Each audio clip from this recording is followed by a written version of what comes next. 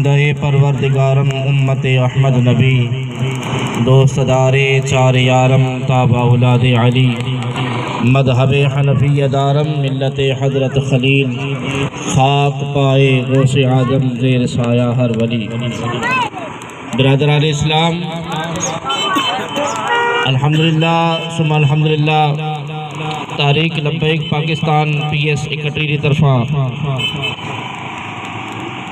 मजलूम कश्मीरी आवाम सा इजहार यकजहती जिला अज तमां असां हिते जमा थिया हूँ।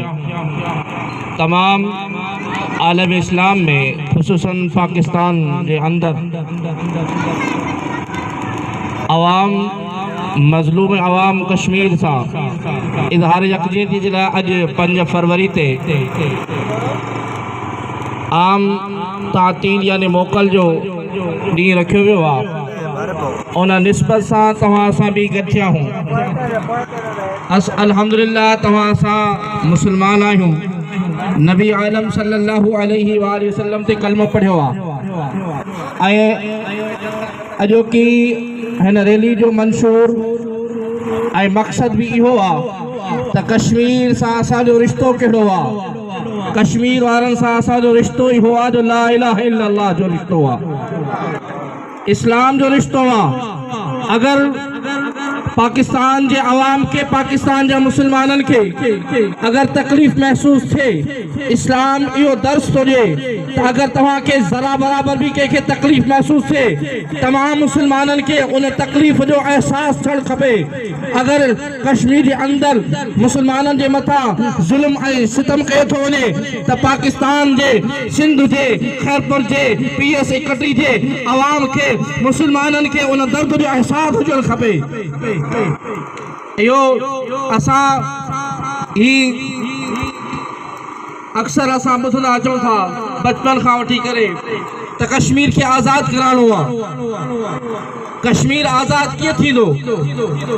1991 में पहिरीं जेका आम तातील इजहारे योम यकजहती कश्मीर जे लाइ ही ॾींहुं मुक़ररु कयो वियो ऐं 5 फरवरी ते जेको आहे आम तातील कई वई, मोकल कई वई। असां तव्हां उन ॾींहं खे आम मुसलमाननि आम माण्हुनि इन खे कंहिं मेणबत्ती ॿारे करे ऐं इन खे इन प्रोग्राम के ॾींहं खे पूरो कयो, कंहिं रैलियूं कढी पूरो कयो। दर हक़ीक़त इस्लाम जी अमीर अल मुजाहिदीन रहमतुल्लाह ताला अलैहि पाण फरमाइनि था कश्मीर इन्हनि रैलियुनि जलसनि जुलूसनि सां आज़ाद न थींदो, बल्कि कश्मीर अगर आज़ाद थियणो आहे त उहो जिहाद सां आज़ाद थींदो।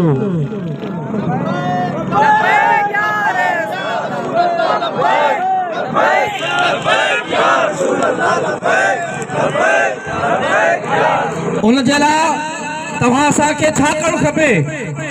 तव्हां असांजे दिलनि में सीननि में अज़मत मुस्तफ़ा करीम सल्लल्लाहु अलैहि वसल्लम सां गॾु जिहाद जो जज़्बो हुजणु खपे। असां तव्हां पंहिंजे बच्चनि खे, पंहिंजे घर वारनि खे पंहिंजे अंदरि जेको इस्लाम जो जिहाद जो जज़्बो आहे उहो अंदरि उजागर कयूं। इहो इस्लाम हक़ीक़त में इस्लाम अमल जो दर्स न ॾिए थो, बल्कि अमीरुल मुजाहिदीन रहमतुल्लाह ताला अलैहि पाण फरमाईंदा हुआ जिथे इस्लाम अमल जो दर्स ॾिए थो उन जॻह ते इस्लाम जिहाद जो दर्स बि ॾिए थो। कुरान के तव्हां पढ़ी ॾिसो, जिहाद फी नफ्स जेको पंहिंजे पाण सां जिहाद करणो आहे, पंहिंजे गुनाहनि खां बचण जी कोशिश कई थी वञे, जाते जिहाद फी नफ्स जो इस्लाम कुरान दर्स ॾिए थो उन जाइ ते जिहाद फी सबीलिल्लाह राह खुदा में निकिरी करे कुफार सां जिहाद करण जो दर्स भी कुरान थो ॾिए। असां तव्हां सिर्फ कलमो पढ़ण से ला इलाहा इल्लल्लाह मुहम्मद रसूलुल्लाह उन ते अमल कयूं, पंहिंजे नफ्स सां भी जिहाद कयूं त कुफार जेके इस्लाम जा दुश्मन आहिनि, जिन रसूल आज़म सल्लल्लाहु अलैहि वसल्लम जे ज़ाते मुक़द्दसा जे मथा मुसलमाननि जे मथा ज़ुल्म सितम कनि था, उन्हनि सां असां अगर जिहाद करण जो जज्बो रखूं, पंहिंजे अंदरि अहिड़ा मुजाहिद पैदा कयूं। मां इहो नथो चाहियां नहीं चवा तो तव्हां मुंहिंजा हर कोई शख्स उहो तलवारूं खणी करे ऐं जिहाद करे, बल्कि आला इदारा जेके आहिनि, जेके पाकिस्तान जा खुफिया इदारा आहिनि या जिन जे हथ में ताक़त ऐं कुवत आहे, अगर उहे पंहिंजी आवाज़ के बुलंद कनि, अक़वाम मुतहदा जे अंदरि पंहिंजी आवाज़ के बुलंद कनि, त असां यकीन सां असांजा मज़लूम उहे कश्मीरी मुस्लमान भाउ उन्हनि खे आज़ादी मिलंदी। ऐं जीअं पाकिस्तान ठहियो आहे 1947 की करे, उहे असांजा मज़लूम कश्मीरी भाउ हर वक्त हर लम्हा पंहिंजी आज़ादी जी जिदोजहद कंदा रहनि था। हाणे वरी उन्हनि जे मथां जॾहिं ही इन जी मोदी सरकार अची वई, इन जी हुकूमत अची वई, उन्हनि मथां कर्फ्यू लागू कयो वियो। कई ॾींहंनि खां उन्हनि जे मथां कर्फ्यू लागू आहे, कई सालनि खां उन्हनि जे मथां कर्फ्यू लागू आहे। तव्हां ज़रा ॿुधायो सही, जंहिं इलाइक़े में, जंहिं खिते में, जंहिं शहर में, जंहिं मोहल्ले में, जंहिं ॻोठ में कर्फ्यू लागू थी वञे, उते खाधे पीते जूं अशिया त छा, उते को पाणी पियण जो इंतज़ाम भी न हूंदो आहे। ताज़ीदान मन तव्हां असांखे घुर्जे त उन्हनि कश्मीरी मुस्लमान भाइरनि जे लाइ हर वक्त हर लम्हा हमा वक्त इहा कोशिश कयूं ऐं पंहिंजे बच्चन के जिहाद फी सबीलिल्लाह जो दर्स ॾियूं। अल्लाह करीम जल्ल जलालहू तव्हां असां सभिनी खे मुस्तफ़ा जान रहमत सल्लल्लाहु अलैहि वसल्लम जो पको गुलाम उम्मती बनाईंदो। ॿी आख़िर में ॻाल्हि अर्ज़ु कयां, तव्हां असां सभई मुस्लमान आहियूं अल्हम्दुलिल्लाह रब्बिल आलमीन। तारीख़ लबैक पाकिस्तान जो मंशूर ऐं मफ़हूम ऐं मक़सद जेको आहे इहो आहे त महबूब करीम सल्लल्लाहु अलैहि वसल्लम जे दीन खे तख़्त ते आणणो आहे। असां सभिनी जी कोशिश इहा आहे यार हिकु ॾींहुं मरणो ज़रूरु आहे।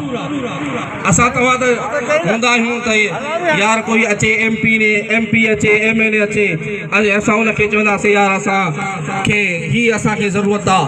जीअं अमीरुल मुजाहिदीन रहमतुल्लाह ताला पाण फरमाईंदा हुआ, असां तव्हां पंहिंजो वोट उन्हनि खे ॾिनोसीं, के नालियूं वरितियूं, के रोड वरिता, के रस्ता वरिता, के बिजली जा खंभा वरिता, त के बिजली वरिती, के स्कूल वरिता, त कंहिं जेको आहे सो अस्पतालूं वरितूं। लेकिन अल्हम्दुलिल्लाह रब्बिल आलमीन असां तव्हां वोट ॾींदासीं त मुहम्मद अरबी जे दीन जे ख़ातिर ॾींदासीं।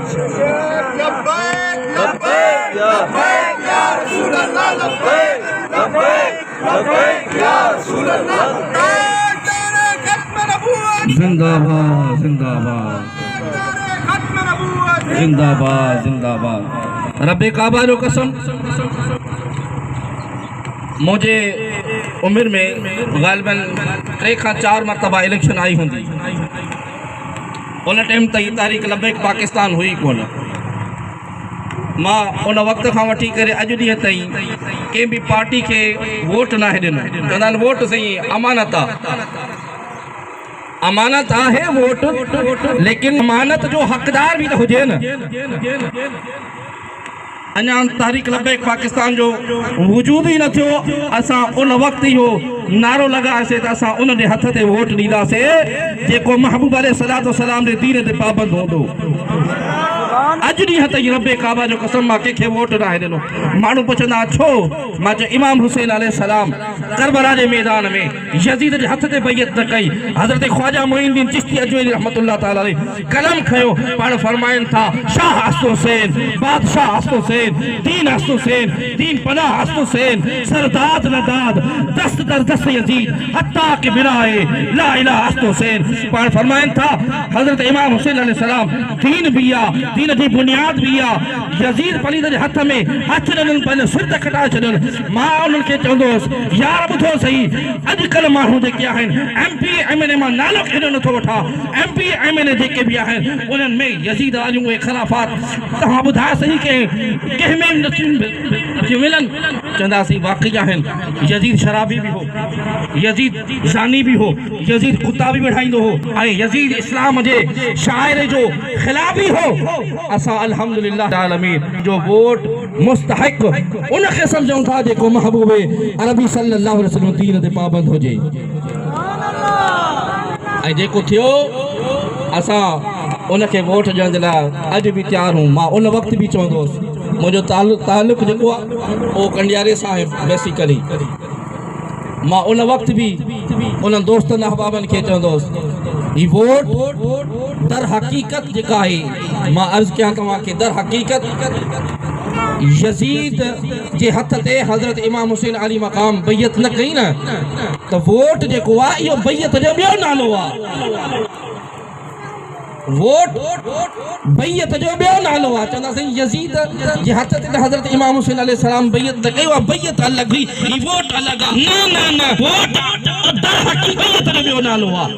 तव्हां असांखे अगरि बैयत करणी आहे ऐं तव्हां असां जंहिंखे वोट ॾियूं था न, सुभाणे वोट ॾेई करे असां आयासीं ऐं उन्हनि इस्लाम सां, शाइर इस्लाम सां, मुस्लमाननि सां ज़ुल्म ऐं सितम कयो त पोइ तव्हां खां बि पुछाणो थींदो, मूंखां बि पुछाणो थींदो। सुभाणे तुंहिंजे ते इमरान बणियो हो, इहो एमन हो, चेयरमैन हो, छलर बणियो हो, हीअं कयो आहे, पर उहो हक़ खाधा आहिनि, ॿिए खे तकलीफ़ ॾिनी आहे, ॿियनि जो नाहक़ ज़ुल्म थो करे, खून थो चूसे, तव्हां खां बि पुछाणो थियणो आहे।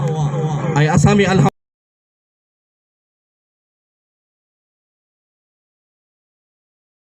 रब्बे काबा जो कसम असांखे काई ज़रूरत न आहे जो क़यामत जे ॾींहुं असां मालिक करीम ॾे हलो ऐं असां उन्हनि सुवालनि जो जवाबु ॾेई सघूं।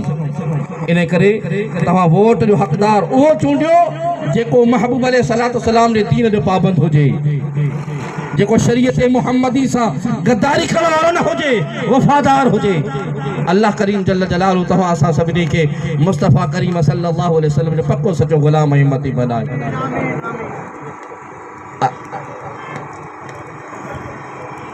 अल्हम्दुलिल्लाह रब्बिल आलमीन को ॿियो ऐलान बि समात कंदा।